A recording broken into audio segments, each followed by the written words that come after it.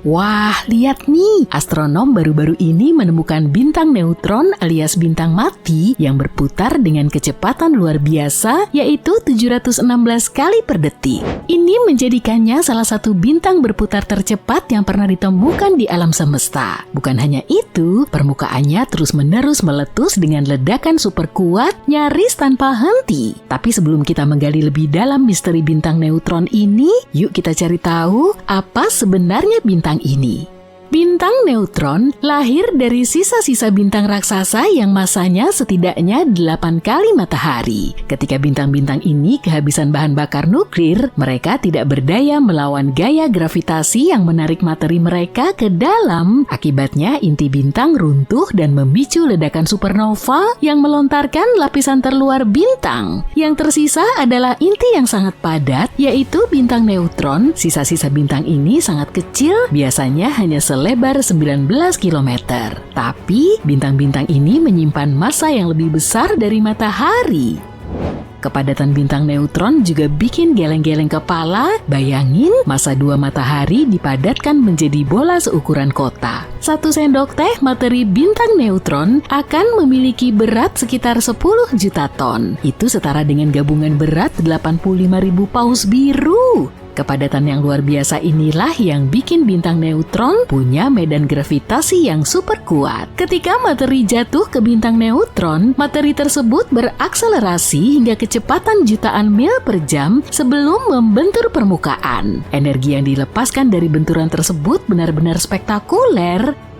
Meskipun namanya bintang neutron, di dalamnya ada proton juga. Biasanya proton saling menjauh karena muatan positifnya yang sama, tapi pada bintang neutron, gravitasi yang sangat kuat itu memaksa mereka saling mendekat sedemikian rupa sehingga gaya nuklir kuat mendominasi. Gaya ini lalu menarik proton menuju neutron, menyatukan mereka seolah-olah mereka adalah bagian dari satu kesatuan. Di dalam bintang makin dalam makin aneh. Dekat permukaan, neutron menggumpal menjadi gumpalan seperti nyoki neutron. Agak lebih dalam, gumpalan-gumpalan ini nyambung jadi rantai panjang, membentuk apa yang ilmuwan sebut lapisan spaghetti. Jadi lapar nih. Pada tekanan yang jauh lebih besar, rantai spaghetti ini bergabung berdampingan menciptakan lembaran datar seperti lasanya neutron. Terus masuk lebih dalam lagi, dan lasanya akhirnya terurai menjadi massa yang seragam. Tapi strukturnya tetap nggak mulus nih. Ada celah, rongga berbentuk tabung panjang yang mirip banget pasta penny. Jadi di dalam bintang neutron ada lapisan nyoki, spaghetti, lasanya, dan penny. Setiap lapisan ini adalah manifestasi dari hukum fisika yang mencengangkan di bawah tekanan maha dahsyat. Oke, siang ini udah pasti makan masakan Italia deh.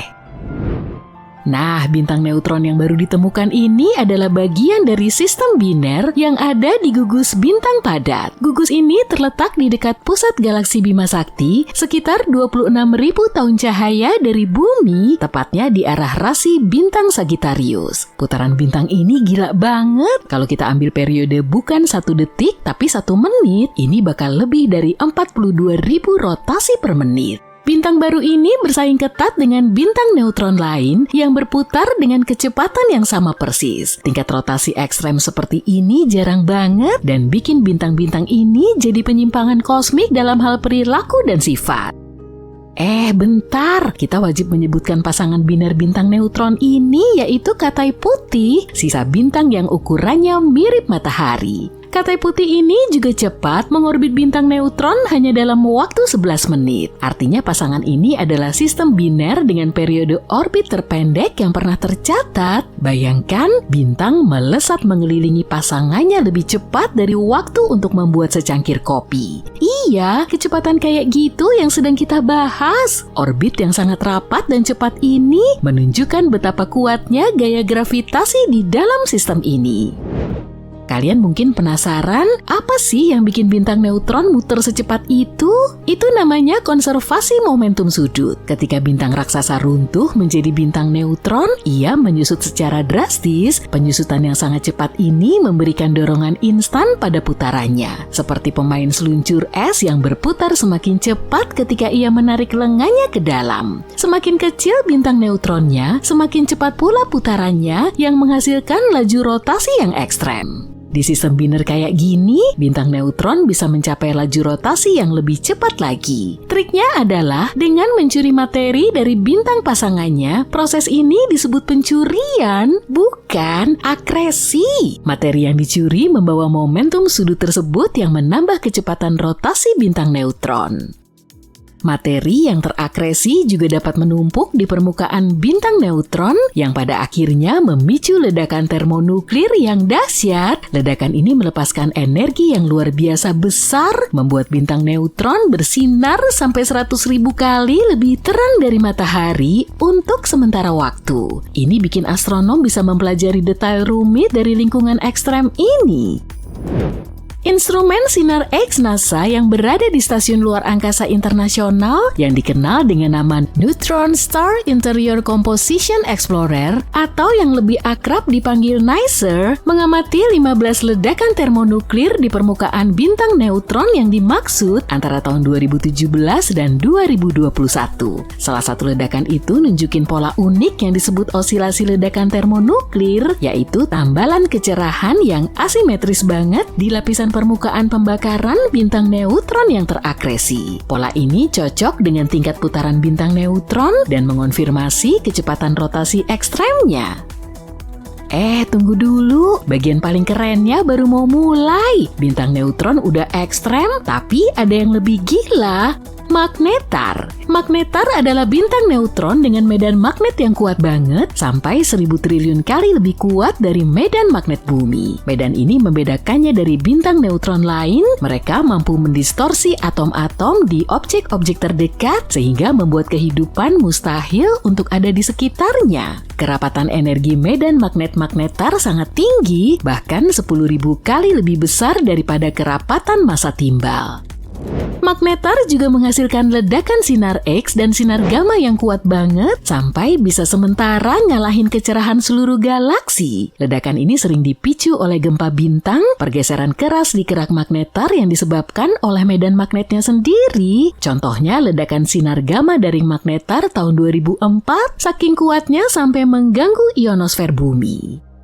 Ledakan itu menghantam bumi dengan kekuatan yang dahsyat sehingga terdeteksi oleh sejumlah satelit Swift yang dirancang khusus untuk mendeteksi ledakan sinar gamma dari seluruh alam semesta. Nggak hanya mendeteksi ledakan itu, tapi juga dihantam oleh energi yang sangat besar sampai sensornya mengalami kelebihan beban. Padahal Swift nggak menghadap langsung ke ledakannya loh. Energi yang sangat kuat itu mampu menembus pesawat ruang angkasa dan bikin kameranya kewalahan. Seandainya magnetar sedekat bulan dengan bumi, medan magnetnya akan mampu menghancurkan seluruh data kartu kredit di planet ini dengan cara menghapus bersih garis magnetiknya. Itulah tingkat kekuatan yang kita bahas di sini.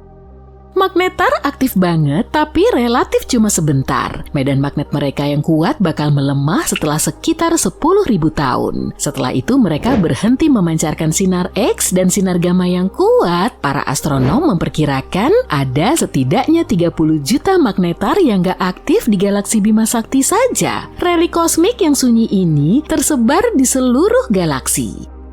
Bintang neutron dan magnetar berfungsi sebagai laboratorium fisika ekstrem. Dengan demikian, astronom bisa memahami perilaku materi tertentu dalam kondisi yang gak akan pernah bisa ditiru di bumi. Kepadatan yang luar biasa dari objek-objek ini membantu para ilmuwan mengungkap apa yang terjadi ketika proton dan elektron dimampatkan untuk membentuk neutron. Hal ini menghasilkan keadaan materi yang gak ada di tempat lain di alam semesta. Ledakan dahsyat pada bintang neutron dan magnetar juga berperan penting dalam pembentukan elemen-elemen berat seperti emas dan platinum. Elemen-elemen ini kemudian tersebar di seluruh alam semesta melalui peristiwa penuh energi itu yang pada akhirnya menjadi bagian dari planet dan bintang dan kita semua. Oh ya, instrumenizer NASA sudah memainkan peran penting banget dalam mengungkap misteri bintang neutron. Kemampuannya mendeteksi sinar X dengan presisi tinggi, bikin astronom bisa mempelajari putaran cepat bintang neutron yang tadi kita bahas dan ledakan termonuklir yang terjadi di permukaannya. Jadi, apa ada yang lebih keren dari itu? Para ilmuwan punya teori liar, bagaimana jika seluruh alam semesta kita sebenarnya berada di dalam lubang hitam. Ini disebut kosmologi lubang hitam. Beberapa ilmuwan memiliki gagasan bahwa alam semesta yang bisa kita amati dan segala sesuatu yang kita lihat di sekitar kita mungkin berada di dalam lubang hitam, yang ada di alam semesta induk atau bahkan alam semesta multisemesta lainnya. Dan alam multisemesta ini juga bisa jadi bagian dari alam multisemesta yang lebih besar dan seterusnya, seperti boneka bertumpuk. Kedengarannya seperti kisah fiksi ilmiah, tapi ini berdasarkan fakta yang menarik. Ketika ilmuwan membuat garis waktu dunia kita, mereka mengatakan semuanya berawal dari singularitas. Jika kamu terus meremas sebuah bola raksasa menjadi semakin kecil, suatu saat bola itu akan menjadi sangat padat sebelum akhirnya hancur. Memang sulit dibayangkan, tapi di luar angkasa sangat mungkin untuk memadatkan massa yang sangat besar menjadi sebuah titik yang sangat kecil. Titik ini disebut singularitas. Materi diremas ke dalam ruang yang sangat kecil, lebih kecil dari sebuah atom dengan massa yang sama dari segala sesuatunya, tanpa menambah volume. Di dalam titik singularitas ini, semua menjadi sangat intens sehingga hukum fisika normal tak lagi berlaku. Semua yang kita ketahui, waktu, ruang, materi, berhenti bekerja dan tak dapat diterapkan lagi. Pada dasarnya, apa yang terjadi dari sekarang berada di luar pemahaman kita. Para ilmuwan mengatakan ini adalah titik awal dunia kita. Ketika dentuman besar terjadi, ini seperti titik kecil dengan segala sesuatu di dalamnya meluas ke segala penjuru. Inilah awal mula terbentuknya alam semesta yang kita kenal. Tapi masalahnya para ilmuwan menduga singularitas juga ada jauh di dalam lubang hitam. Relativitas umum menyebut lubang hitam lahir ketika sesuatu yang sangat besar, seperti bintang besar, runtuh karena beratnya sendiri. Gravitasi semakin kuat, semakin besar masanya. Dengan massa bintang yang sangat besar, puluhan kali lipat matahari, titik kecil ini akan memiliki gravitasi yang luar biasa. Karena itulah ia mulai menghisap semua benda di sekelilingnya dan melengkungkan struktur ruang waktu sedemikian rupa, sehingga tampak seperti lubang di antariksa. Inilah pusat lubang hitam, sebuah titik di mana semua benda jatuh dan diremas menjadi sebuah titik yang sangat padat. Jadi, mungkinkah alam semesta kita ini hanya sebuah titik singularitas kecil di dalam lubang hitam sangat besar di alam semesta lain? Itu akan sangat luar biasa. Tidak mudah untuk memampatkan sesuatu hingga benar-benar melengkungkan ruang waktu. Harus diremas dengan sangat kuat. Jika ingin membuat lubang hitam kecil seukuran manusia, kita harus mengecilkannya hingga seukuran inti atom. Jika ingin lubang hitam seukuran kacang Arab, kamu harus memadatkan seluruh planet kita. Tapi 99% dari alam semesta kita adalah ruang kosong. Ada triliunan mil ruang kosong di antara bintang-bintang. Jika kamu menyatukan semua materi di alam semesta, hasilnya akan sangat kecil.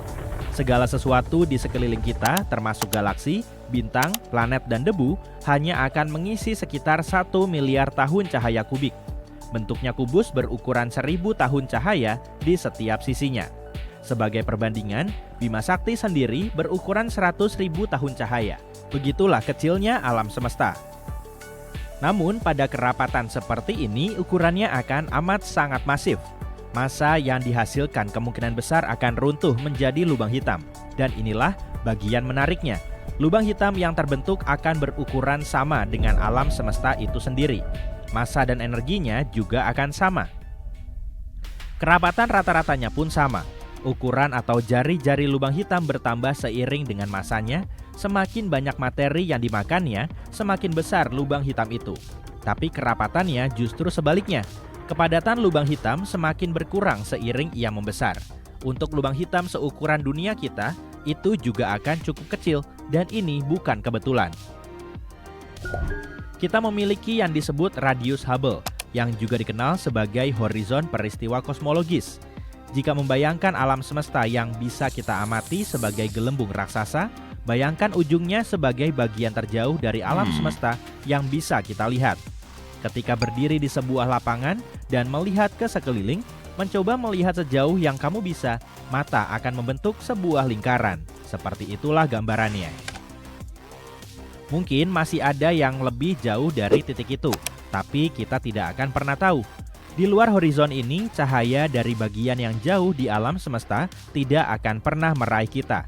Itu karena cahaya bergerak dengan kecepatan tertentu, dan ruang di antara kita dan area tersebut mengembang terlalu cepat. Seperti berlari menuju sesuatu, sementara angin super kencang coba menerbangkanmu.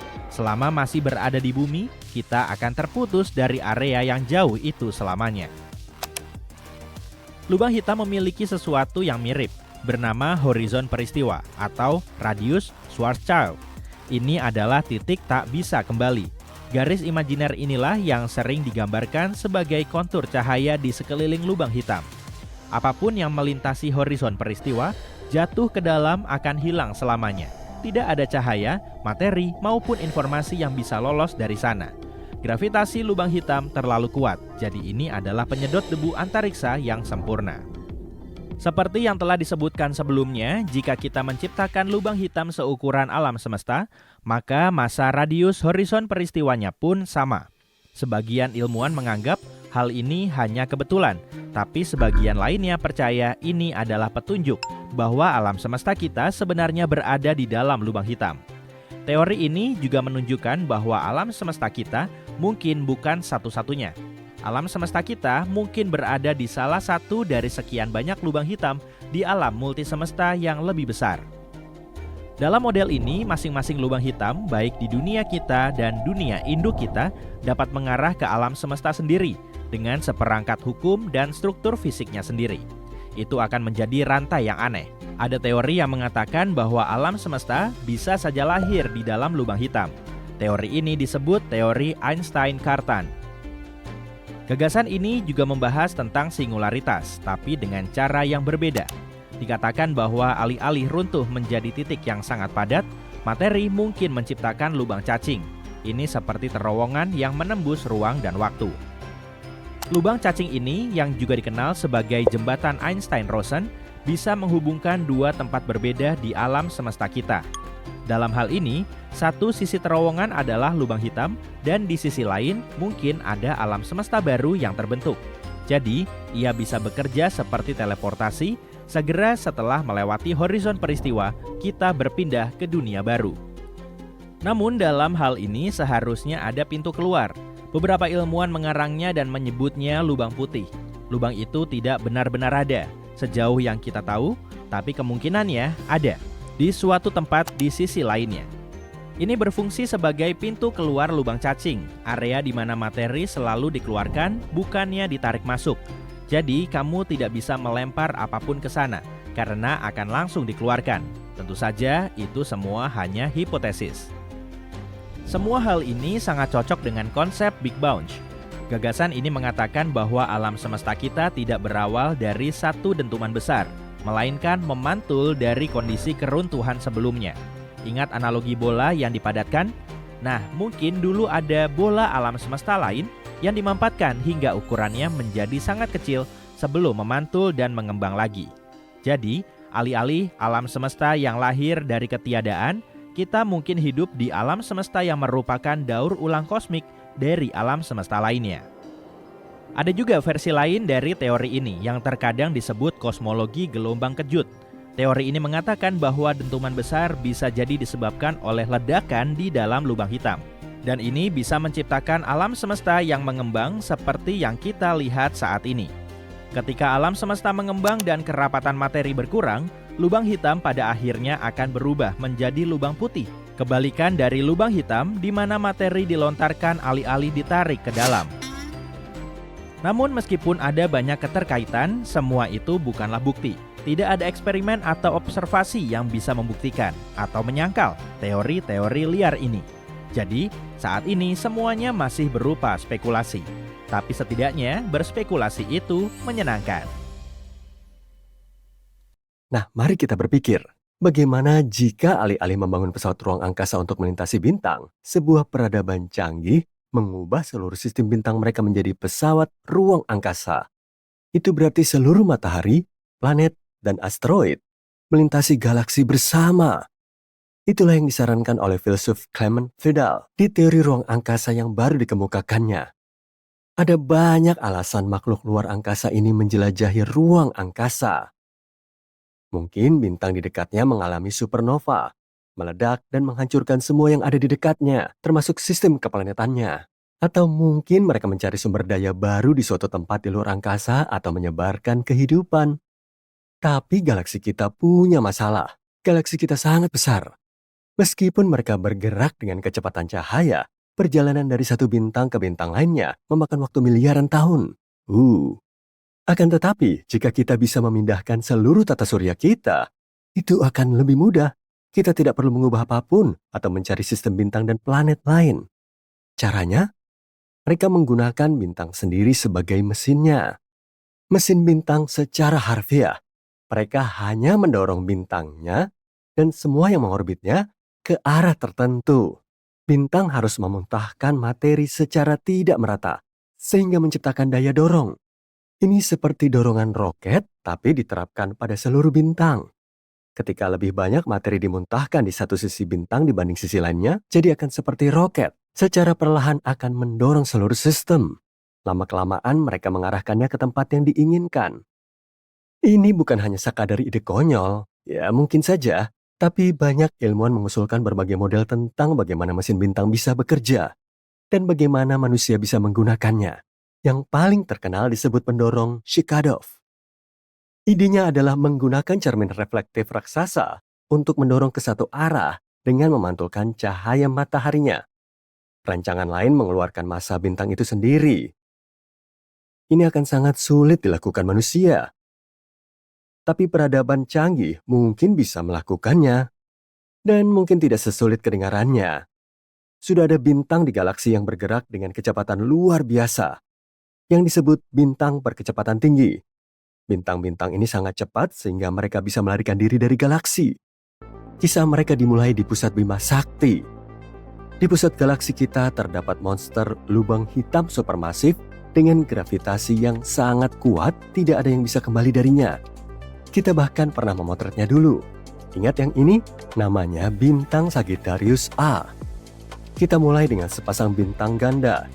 Keduanya memiliki massa sama dan saling mengitari. Kadang-kadang keduanya berada terlalu dekat dengan lubang hitam. Ketika ini terjadi, salah satu bintang terperangkap dalam lubang hitam. Sedangkan bintang yang satunya lagi akan mengalami perjalanan dalam hidupnya. Ini seperti ketapel. Dilontarkan keluar dengan kekuatan yang tak terbayangkan. Bintang-bintang yang diasingkan ini memiliki kecepatan luar biasa, lebih dari 1 juta kilometer per jam, dan menjadi bintang berkecepatan tinggi. Hal ini tidak sering terjadi. Mungkin satu bintang berkecepatan tinggi terlontar dari pusat galaksi setiap 100.000 tahun. Dengan lebih dari 100 miliar bintang di Bima Sakti, lebih sulit daripada mencari jarum di tumpukan jerami. Tapi kita berhasil menemukan sekitar 1.000 bintang buangan di galaksi kita. Tapi mungkinkah pelancong super cepat ini adalah kapal luar angkasa? Mungkin ini gerakan yang dilakukan oleh peradaban lain. Dilontarkan oleh lubang hitam sehingga mereka bisa melakukan perjalanan kemanapun dengan kecepatan tinggi. Sebagian besar bintang berkecepatan tinggi sejauh ini adalah bintang tunggal. Bagaimana dengan sistem bintang ganda? Sistem bintang ganda yang kita bahas tadi membuat proses mengubah bintang menjadi pesawat ruang angkasa menjadi lebih mudah.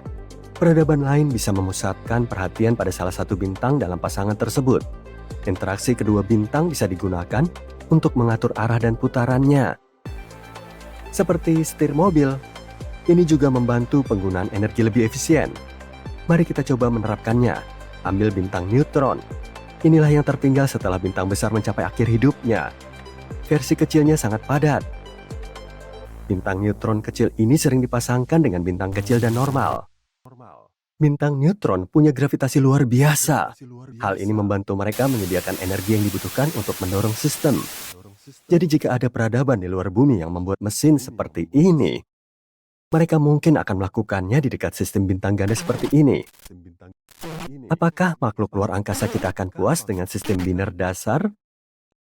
Mereka bisa melangkah lebih jauh lagi untuk pilihan yang lebih efisien. Pulsar Black Widow. Ini tipe sistem bintang ganda paling dramatis. Bintang neutron berputar dengan kecepatan luar biasa. Dan tidak hanya bergaul dengan bintang pasangannya, tapi juga melahapnya perlahan-lahan. Keduanya menciptakan tarian gravitasi yang mendebarkan, yang merusak sekaligus indah. Saat bintang neutron berputar, ia terus melontarkan partikel-partikel berenergi tinggi ke angkasa, dan semuanya berbenturan dengan sisa-sisa pasangannya yang rapuh. Dapatkah kamu membayangkan bahwa energi ini dapat dipanen? Semua ini, bintang berkecepatan tinggi, sistem bintang ganda, dan pulsar Black Widow akan sangat cocok untuk proyek mesin bintang. Peradaban yang memiliki mesin jenis ini dapat bertahap menjelajahi dan menjajah galaksi, sekaligus punya sumber energi dan planet sendiri. Tapi, bagaimana kita tahu pesawat luar angkasa itu ada?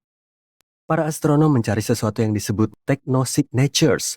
Tanda-tanda ini merupakan petunjuk kecil, sesuatu yang tampak tidak biasa bagi benda langit normal. Misalnya, gerakan aneh pada sistem bintang ganda, atau bintang yang melontarkan materi dengan cara yang aneh dan tidak wajar. Semua itu bisa berarti ada teknologi yang digunakan di sana. Sejauh ini kita belum menemukan bukti hal itu, tapi ada beberapa kandidat. Ada 2 pulsar Black Widow yang aneh. Clement Fidel, penulis makalah tersebut, mengatakan bahwa kita harus melihat sistem-sistem tersebut dengan seksama. Ya, jika ide ini tidak benar, kita bisa menggunakannya sebagai inspirasi. Jika peradaban luar angkasa tidak melakukan hal ini sebelum kita, mungkin kita bisa menjadi perintis teknologi tersebut. Dan berbicara tentang tanda teknologi, selain pesawat luar angkasa ini, NASA mencari tanda-tanda megastruktur di luar angkasa. Mungkinkah peradaban lain tidak memperlakukan bintang-bintang mereka sebagai tunggangan, tapi hanya menggunakannya sebagai sumber energi raksasa? Kehidupan butuh energi untuk bertahan hidup, baik itu mikroba, hewan, atau peradaban cerdas seperti manusia. Seiring dengan perkembangan kehidupan, kebutuhan energinya pun meroket. Kita mulai dengan api, lalu beralih ke batu bara dan minyak, dan mengeksplorasi tenaga surya. Suatu hari kita mungkin memanen tenaga matahari secara langsung. Mungkin makhluk luar angkasa yang lebih maju sudah melakukan ini. Di bumi, fisikawan Freeman Dyson mengajukan ide tentang Dyson Sphere. Struktur besar di sekitar bintang yang bisa memanen energinya. Seperti panel surya sangat besar, tapi di sekeliling matahari. Kedengarannya gila, tapi kita mungkin bisa menemukannya di suatu tempat di luar sana. Sekali lagi, para astronom memeriksa tanda-tandanya untuk menemukannya. Mereka menganalisis data lebih dari 5 juta bintang, mencari sinyal-sinyal aneh, kerlipan, atau apapun yang tidak bisa dijelaskan oleh debu dan sejenisnya. Berbicara tentang Dyson Sphere, maka bintang yang memakan energi akan memancarkan banyak sekali panas inframerah, yang berarti kita akan melihat pendaran yang mencolok. Mereka mengerucutkannya menjadi 368 kemungkinan. Mereka memeriksanya dan hanya 7 bintang tersisa. Bintang-bintang ini menunjukkan pola cahaya yang aneh. Bintang ini sebagian besar adalah katai merah yang redup. Salah satu di antaranya sangat terkenal, yaitu bintang Tebi. Bintang ini berkedip dan meredup dengan cara aneh dan acak, dan cahayanya berkurang 22% dari waktu ke waktu. Para astronom tidak yakin apakah itu pecahan bulan yang terbang di sekelilingnya, debu, atau Dyson Sphere. Mereka terus mencari petunjuk teknologi ini. Semoga kita tahu kebenarannya nanti. Wah, lihat nih, astronom baru-baru ini menemukan bintang neutron alias bintang mati yang berputar dengan kecepatan luar biasa, yaitu 716 kali per detik. Ini menjadikannya salah satu bintang berputar tercepat yang pernah ditemukan di alam semesta. Bukan hanya itu, permukaannya terus-menerus meletus dengan ledakan super kuat, nyaris tanpa henti. Tapi sebelum kita menggali lebih dalam misteri bintang neutron ini, yuk kita cari tahu apa sebenarnya bintang ini. Bintang neutron lahir dari sisa-sisa bintang raksasa yang masanya setidaknya 8 kali matahari. Ketika bintang-bintang ini kehabisan bahan bakar nuklir, mereka tidak berdaya melawan gaya gravitasi yang menarik materi mereka ke dalam. Akibatnya inti bintang runtuh dan memicu ledakan supernova yang melontarkan lapisan terluar bintang. Yang tersisa adalah inti yang sangat padat, yaitu bintang neutron. Sisa-sisa bintang ini sangat kecil, biasanya hanya lebar 19 km. Tapi bintang-bintang ini menyimpan massa yang lebih besar dari matahari.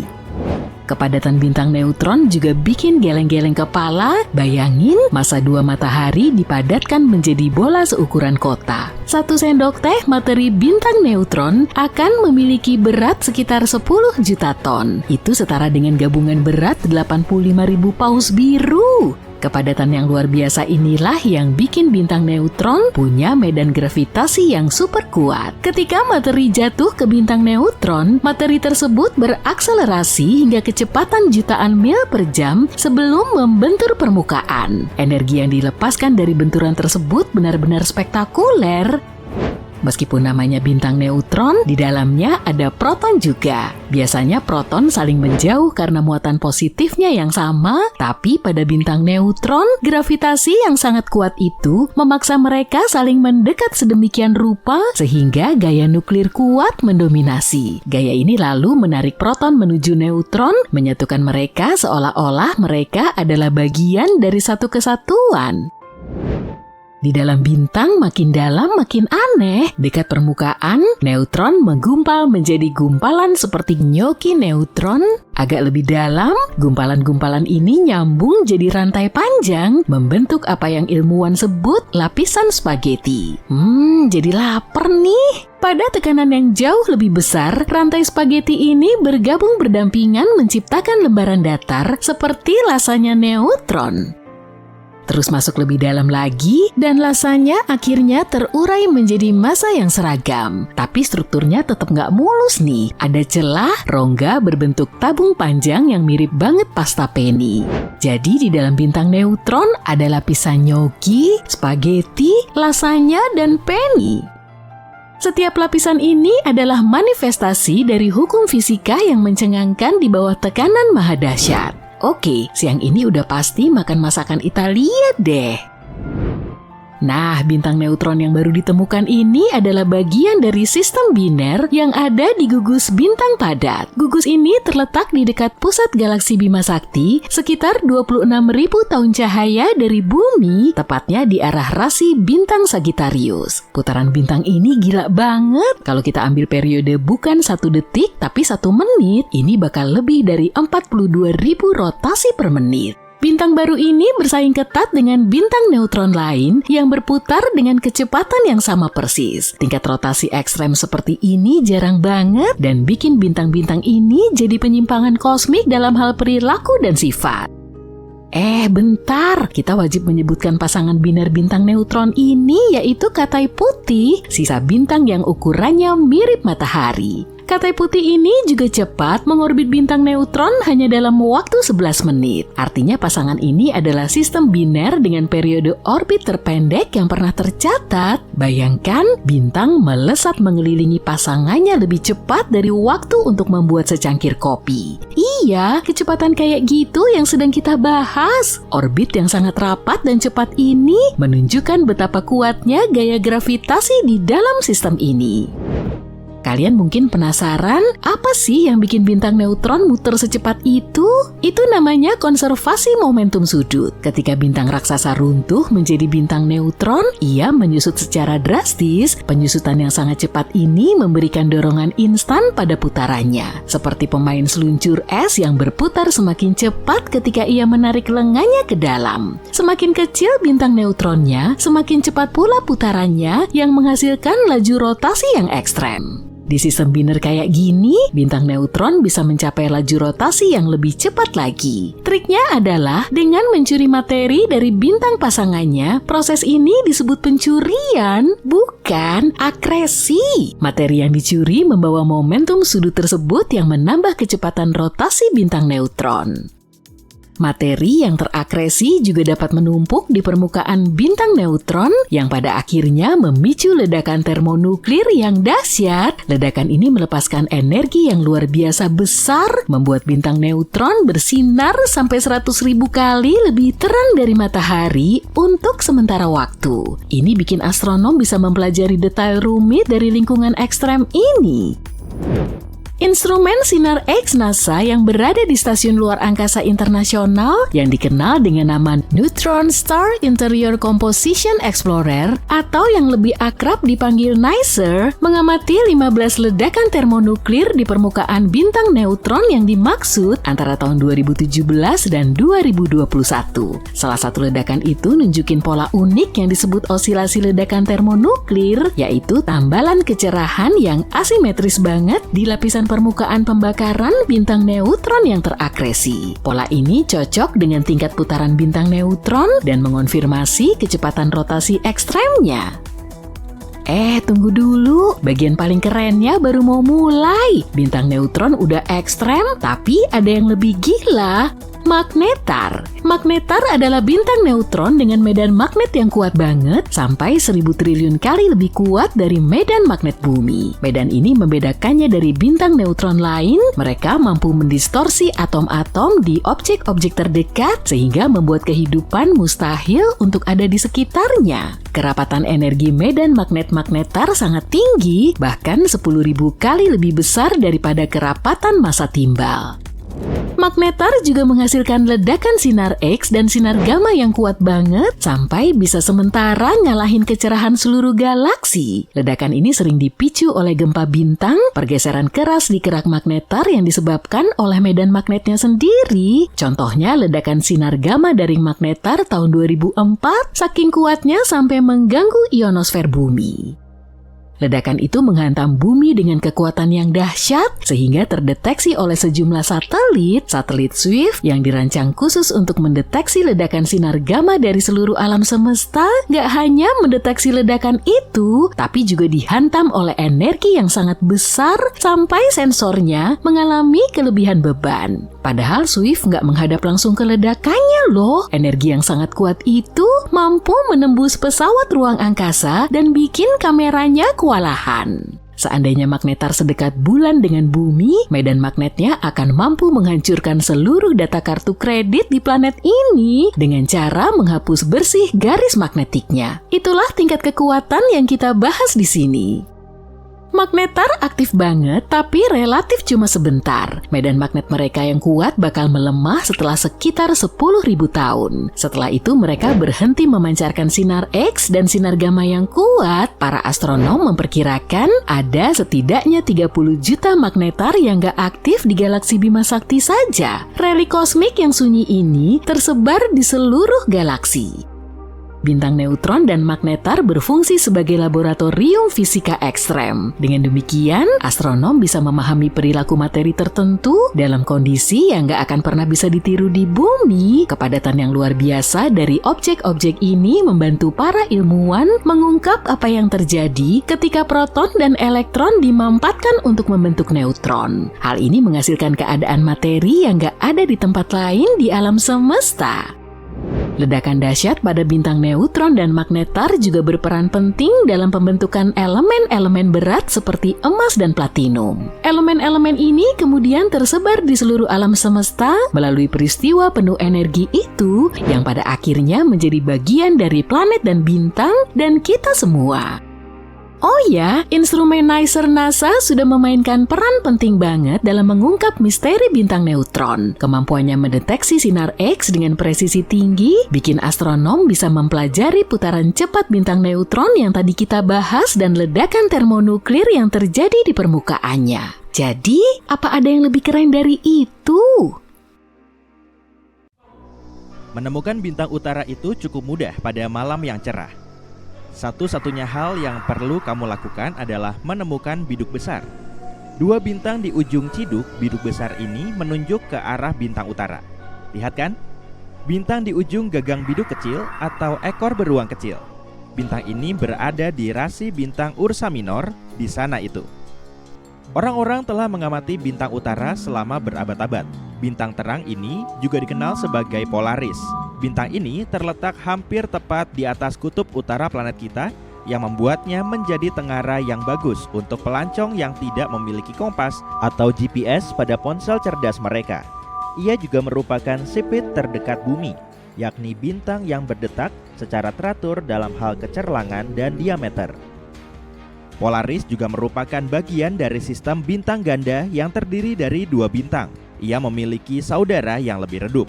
Ia dikenal sebagai Polaris B.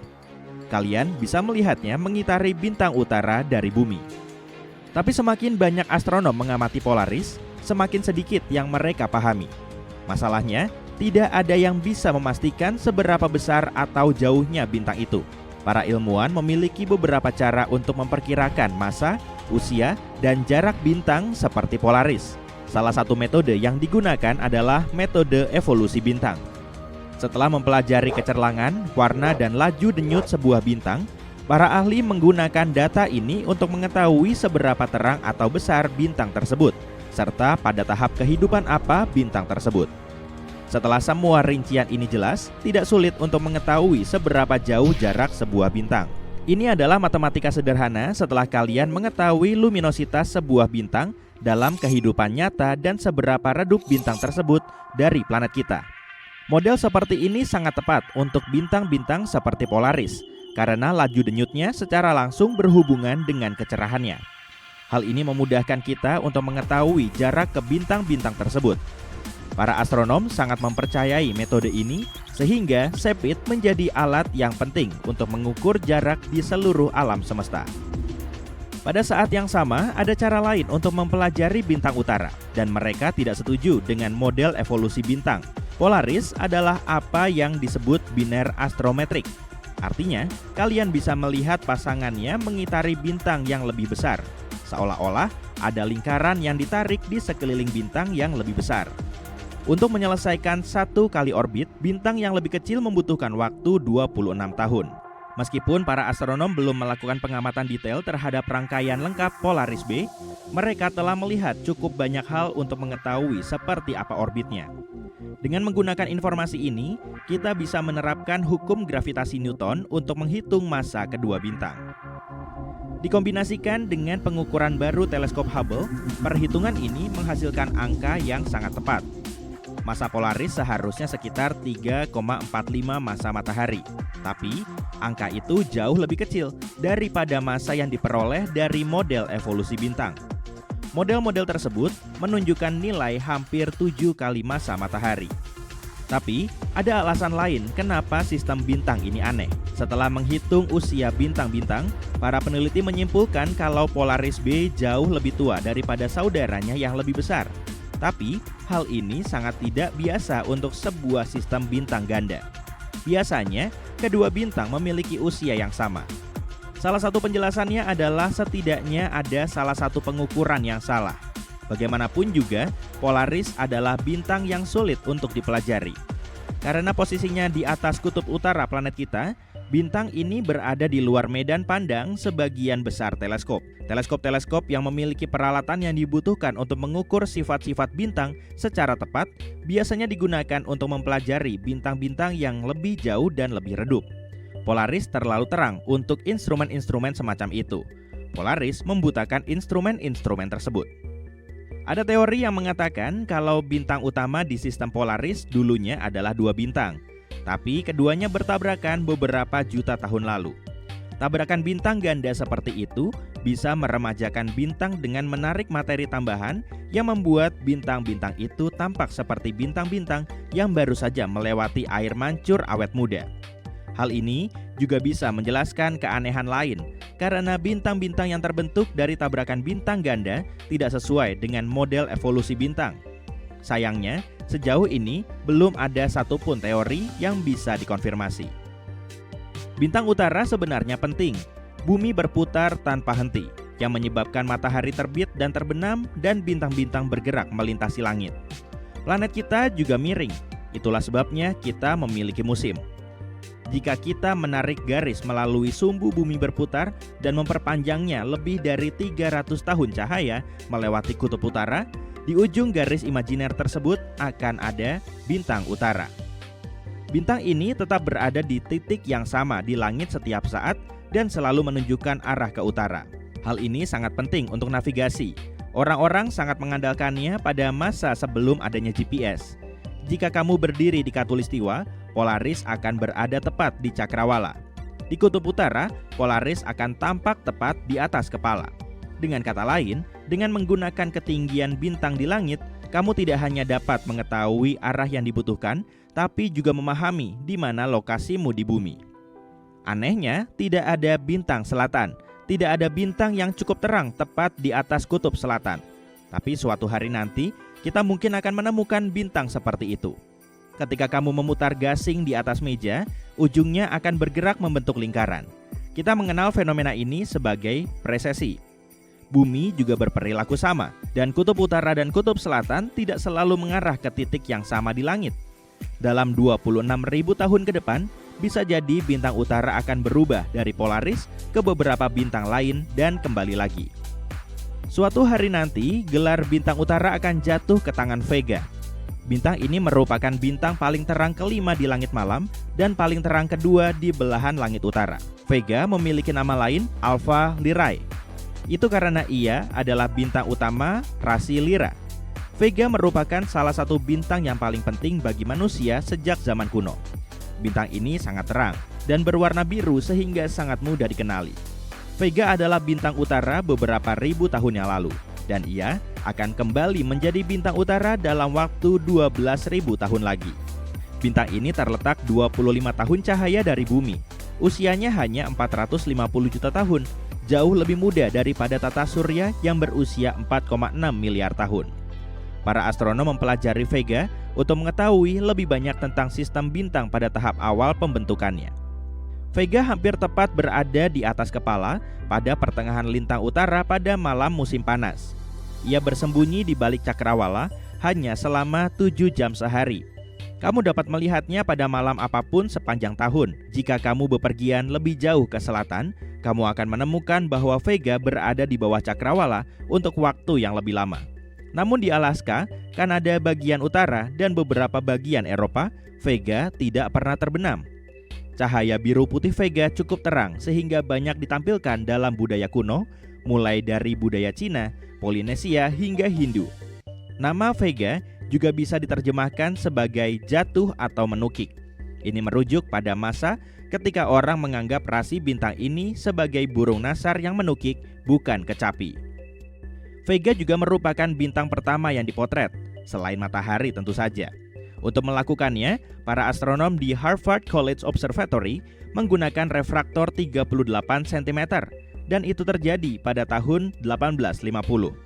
Sekitar 2 dekade kemudian, seorang astronom amatir menguraikan cahaya Vega untuk menyingkap berbagai elemen penyusun bintang.